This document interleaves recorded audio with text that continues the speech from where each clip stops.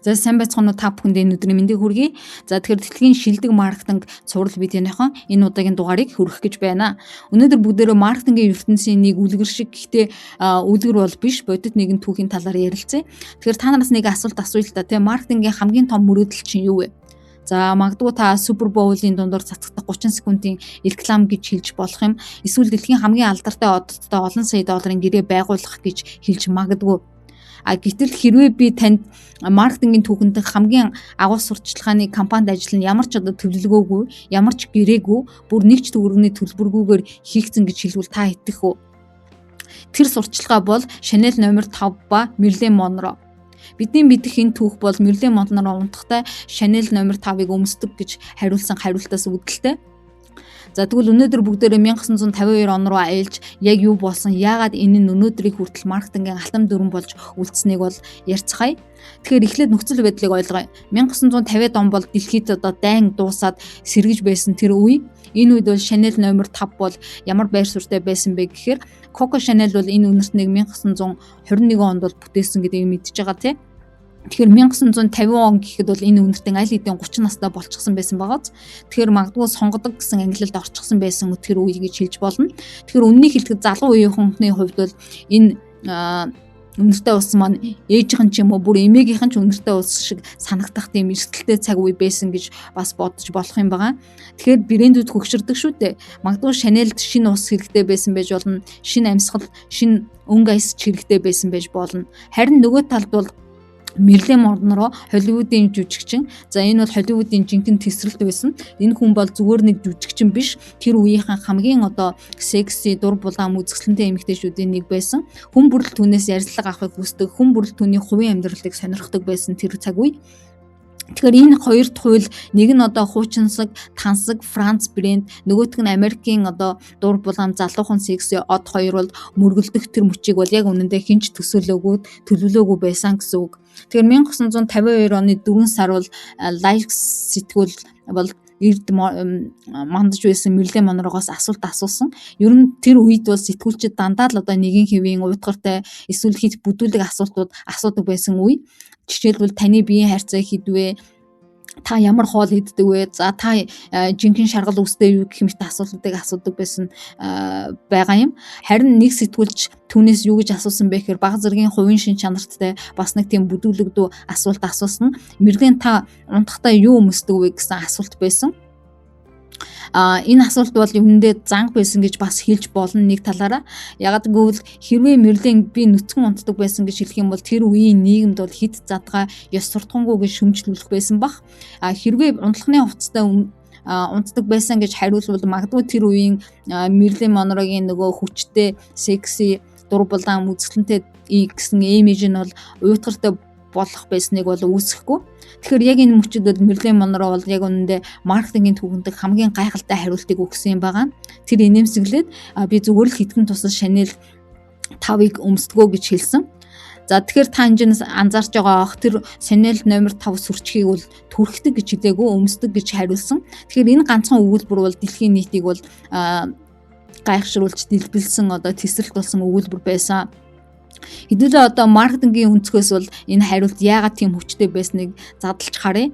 За зөвхөн сүрчиг өмсдөг гэдэг хариулт бол үнэндээ түүний биеийн дээр юу ч байхгүй гэсэн үгийг бол илэрхийлж байгаа мэт санагдсан байх магадгүй. Ялангуяа эрчүүдийн хувьд бол төсөөллийг дээд зэрэгт нь хүргэсэн байх. Маркетингт бол үнэндээ шууд хэлхээс илүүтэйгээр төсөөлөх нь бол илүү үргэлж одоо хүчтэй маркетинг болж чаддаг. Брендийн шин чанарыг нь бас өөрчилж чадсан. Ягаад гэвэл Chanel номер 5 сүрчиг маань гинтгэл эмээгийн үнэртэй ус байха болчихсон гэсэн үг. Тэр мөчид энэ үнэртэй ус бол дэлхийн хамгийн хүсэнчид эмэгтэй хувцас болж хувирсан гэсэн үг. Хэрвээ та Chanel номер 5-ыг түрхэх юм бол Marilyn Monroe шиг мэдрэмжийг авна гэсэн мессеж бол илгээгдэж байсан. Эмэгтэйчүүд Marilyn шиг дур булаан байхыг хүссэн, эрчүүд нь Marilyn шиг эмэгтэйг бас хүссэн. Аль алинд нь тэдний сонгох шийдэл нь юу байсан бэ гэхээр Chanel номер 5 сүрчиг байгаа. За үнэн бодит байдал. За энэ бол хамгийн бас чухал хэсэг. Ягаад гэвэл Мерлен бол Chanel-аас бол мөнгө аваагүй. Тэр үед инфлюенсер гэрээ байгуулах гэдэг ойлголт бол байгаагүй шүү дээ. Тэр зүгээр л үннийг хэлсэн тийм ээ. Хэрэглэгчид бол төлбөртэй магтаал эсвэл чин сэтгэлийн одоо таашаал хоёрыг бол ялгахдаа маш мэдрэмжтэй байдаг. Мерлен үнэхээр тэр үнэрт нь дуртай байсан учраас л тэр үннээ хэлсэн. Тэгэхээр үнэн байдал гэдэг бол борлуулалтыг одоо тэнгэрт тулгсан үйлдэл болсон гэж хэлж болохоор байгаа юм. За мөн сонирхолтой нь юу вэ гэхээр Chanel компани тэр үед бол Merlin-д албан ёсоор хандаж одоо зураг авалт бол хийгээгүй. Тэд зүгээр энэ давалган дээр серфинг хийсэн, борлуулалт нь бол өсөөдөл байсан. Харин бүр 2013 онд бол Merlin Monroe нас барснаас 50 жилийн дараа бол Chanel компани албан ёсоор түүний тэр ярилцлагыг нь олж рекламда ашигласан байдаг. За энэчнээс юуг ойлгож харж болох вэ гэхээр жинхэнэ контент бол хизээч хуучирдаг юм байна гэдгийг бид олж харж болно. За тэгэхээр одоо гол хэсэг рүүгээ оръё. За бид нар энэчнээс ямар маркетингийн хичээл ойлгож авч болох вэ гэхээр бол бидэнд ойлгуулсан нэг 5 зүйл байгаа. Нэгдүгürt нь бол та бүхэн маань одоо бүтээгдэхүүнээ биш мэдрэмжээ зарах хэрэгтэй байна гэдгийг бол энэчнээс ойлгож авсан баг. Тэгэхээр Merlin бол Chanel-ийн одоо бүтээгдэхүүний орц найрлагын талаар бол огтхон чирээгүй те. Жишээлх юм бол энд бол сарнай мэлэрддэг орсон ч юм уу тиймэрхүү өгүүлбэрүүд юусоо хэлээгүй шүү дээ. Тэр зүгээр л би орондоо энэ сүрчгийг өмсдөг гэж хариулчихсан байгаа. Тэгэхээр Merlin бол мэдрэмжийг бол хэлсэн гэсэн үг. Тэгэхээр мэдрэмж зарагдсан гэсэн үг. Тэгэхээр жишээлбэл танай бүтээгдэхүүн техникийн хувьд мундаг байж болно. Та маш мундаг сайн бүтээгдэхүүн зардаг байж болно. Гэхдээ хэрэглэгч чинь түүнийг хэрэглээд хэн болж хувирах вэ гэдэг асуултанд бол хариулах хэрэгтэй. Тэгэхээр Merlin-ийн хэлсэн үг бол ердөөд тэр юм байгаа. Хэрвээ та кофе зарж байгаа бол кофе биш харин өглөөний хийх жүчийг зарах шаардлагатай гэсэн үг. Нөгөөх нь өнөөдөр энэ цаг үед бол бид нар бол инфлюенсерүүдэд мөнгө төлөөд скрипт уншуулдаг болсон энэ цаг үед бол хүмүүс бол тэр бүр энэ сурчлаганд бол итгэхэ болсон үе шүү дээ тий. Тэгэхээр бид нар юу хайх ёстой вэ гэхээр таны брендийг одоо чин сэтгэлээсээ хайрладаг тэр хүмүүсүүдийг хайж олох хэрэгтэй. Тэд алдартай ч юм уу байх албагүй. Хэрэглэгч өөрөө танаа бүтээгдэхүүний тухай ярих сэдлийг л төгөлөх боломжтой. Merlin-д бол хинч мөнгө төлөөгүй тэр үг түүхэнд үлдсэн үг нь бол түүний яг сэтгэлээсээ үнэн бодит үг байсан тийм ээ. Тэгэхээр танай бүтээгдэхүүн бол хүмүүсийг гайхшруулж ярих, бусдад хуваалцах тийм бүтээгдэхүүн мөн үү гэж өөрөөсөө асуугаад үзээрэй. Гурав дахь одоо том сургамж нь юу вэ гэхээр сэтгүүлчийн тавьсан асуултанд дуурлан Merlin бол түүнийг дэгжин хариулт болгож хувиргаж чадсан. Тэгэхээр Merlin энэ хариулт бол юуг бидэнд ойлгуулж байгаа вэ гэхээр маркетингт муу нөхцөл байдал гэж байдаггүй, зөвхөн одоо ашиглаж чадаагүй боломжтой гэж байдаг гэдгийг бол ойлгуулж байгаа. Танай брендингийн тухай хүмүүс буруугаар ярьж байна уу? Тэгвэл түүнийг одоо ухаалгаар эргүүлж өөрийнхөө давуу тал болгоход анхаараарай гэдгийг бол бидэрт бол ойлгуулсан гэсэн үг. Дөрөв дэх сургамж бол бид нар энэчнээс юу ойлгож болох вэ гэхээр Merlin бол урт түүх бол яриаггүй шүү дээ, тий? Ганцхан өгүүлбэрлэл хэлсэн.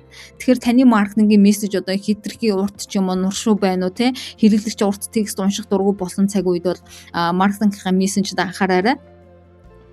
Тэгэхээр тэдний толгойд халагдаж үлдэх бол ганц хүчтэй зөв өгүүлбэрийг л бол олж хэлэх нь зүйтэй юм байна гэдгийг бол бид энэчнээс ойлгосон. За тэгэхээр ижилсэл бас үүсгэж чадсан нь 5 дахь сургамж байгаа. Ягаад гэвэл Merlin бол тэр цаг үеийн хүсэмжит дүр байсан. Chanel бол тансаг хэрэглээ байсан. За энэ хоёр нийлэхэд бол хэрэглэгч би Chanel төрхөөр Merlin шиг болно гэсэн далд ухамсартай мессеж илгээгдэж ойлгогдсон гэсэн үг. Тэгэхээр таны брендийг хэрэглэдэг хүн нийгэмд хэн болж харагдах вэ гэдэг нь бол маш чухал. Таны брэнд хэрэглэгчтэй ямар дүр бий хувирахыг одоо бий болгож чадах вэ гэдэг нь бас маш чухал байдаг байх нэ. Тэгэхээр эндээс бол нэг зүйлийг харахад бол яг үнэндээ Chanel номер 5 сүрчиг болон Merlin Monroe-гийн энэ түүх, Monroe-гийн энэ нөлөө бол зүгээр нэг хов жив шар мэдээ бол биш байсан.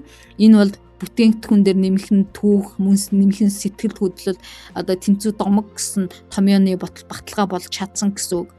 Coco Chanel бол гайхалтай үнэртнийг бүтээж чадсан. Гэхдээ Merlin Monroe бол тухайн бүтээгдэхүүнийг амь оруулсан юм байгаа юм. Тэгэхээр маркетинг хүний хувьд бол бидний хийх ажил бол зөвхөн бараа зарах биш, тэр бараа бүтээгдэхүүнд утга учир, түүх, сэтгэл хөдлөл шингээх ёстой. За магадгүй таны бүтээгдэхүүн бол ирээдүйн Chanel байхыг бол үгүйсэхгүй шүү дээ тий. Гагцуудаа түүнийг хэрэглэгчийн одоо оронд орохдоо өмсдөг хувцас шиг хамгийн нандин зүйл болгож чадах уу гэдэг нь хамгийн чухал. Энэ л бол хамгийн чухал асуулт байгаа юм. За та бүхэндээ анхаарал тавьсанд баярлалаа. Энэ видео таалагдсан бол лайк, subscribe үлдээгээрэй. Subscribe дарж комент бичээрэй. За дараагийн видеогоор уулзъя. Хэрвээ маркетинг борлуулалтын системийн талаар мөн борлуулалтын яриа анхаарал татах хүүх гэсэн сургалтуудыг авахыг хүсвэл манай description хэсэг дээр байгаа линкэн дээр дарж хүлээн аваарай. За баярлалаа.